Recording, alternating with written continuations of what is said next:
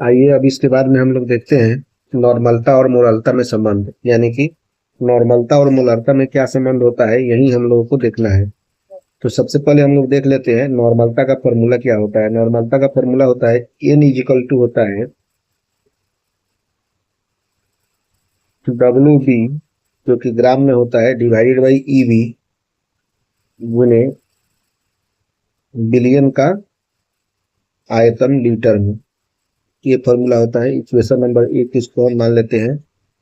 और मोलरता का फॉर्मूला होता है M is equal to W B divided by M B गुने हो जाता है volume of the billion litre में। ये हमारा मोलरता का फॉर्मूला हो गया इक्वेशन नंबर 2। अब हम लोग क्या करते हैं, समीकरण एक और समीकरण दो को डिवाइड कर देते हैं। समीकरण एक डिवाइडेड बाई समीकरण दो, तो वी गेट क्या प्राप्त होगा, N by M equal to होगा, लिख दीजिए W B divided by E B गुने वी टी हो जाएगा आपका लीटर में, ठीक है।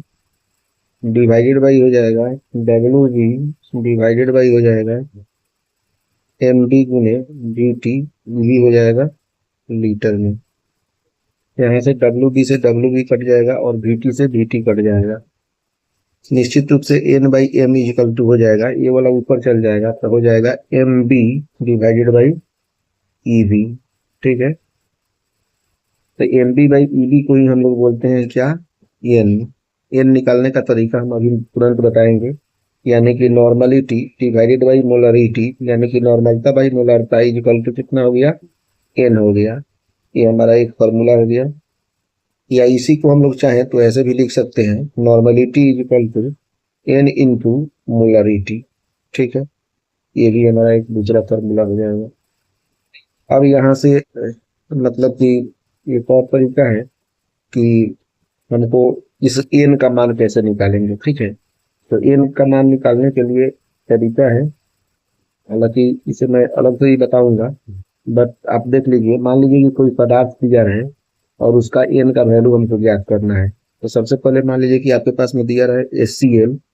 तो HCl में हम देखेंगे कि हाइड्रोजन कितना है। हाइड्रोजन यहाँ पे कितना है, एक है, तो इसका एन का मान कितना हो जाएगा, 1 हो जाएगा।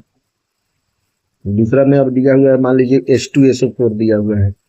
तो H2SO4 में हाइड्रोजन कितना है, 2 है, तो एन का मान कितना हो जाएगा, 2 हो जाएगा।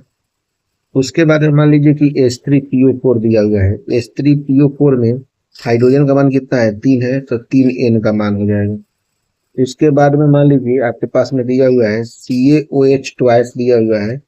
तो यहाँ पे हम देखेंगे कि OH का मान कितना है, तो 2 है, तो इसका एन का मान कितना हो जाएगा, 2 हो जाएगा। NaOH दिया हुआ है, तो यहाँ पे देखेंगे OH का मान कितना है, 1 है, तो यहाँ पे एन का मान हो जाएगा 1। उसके बाद में NaCl दिया हुआ है। NaCl में क्या होता है, अगर दोनों को अगर आयनिक करेंगे तो Na प्लस Cl माइनस हो जाएगा, तो देखेंगे तो Cl पे -1 है तो 1 हो जाएगा। उसी तरह से अगर मान लीजिए CaCl2 है, तो देखेंगे Cl प्लस 2 और Cl माइनस 2 हो जाएगा, ठीक है ना। तो -2 है, इसलिए एन का मान कितना हो जाएगा, 2 हो जाएगा। इस तरह से हमने जनरलाइज एक फॉर्मूला बता दिया। मतलब एन क्या होता है, एन जो होता है क्षारकता होता है, क्षारकता होता है, या होता है अम्लता होता है, या आपका हो जाता है आवेश हो जाता है। तो आप देखिए HCl क्या है, एक अम्ल है, तो अम्ल इसका क्षारकता कितना है, 1 है। H2SO4 क्या है, अम्ल है, तो इसका क्षारकता कितना है, 2 है। इसी तरह से एन का वैल्यू हम लोग निकालेंगे, तो यहाँ से एन का वैल्यू निकल जाएगा। तो निश्चित रूप से हम यहाँ से नॉर्मलिटी या मोलरिटी दोनों में से कोई भी निकाल सकते हैं। यही हमारा संबंध है। वीडियो देखने के लिए थैंक यू वेरी मच।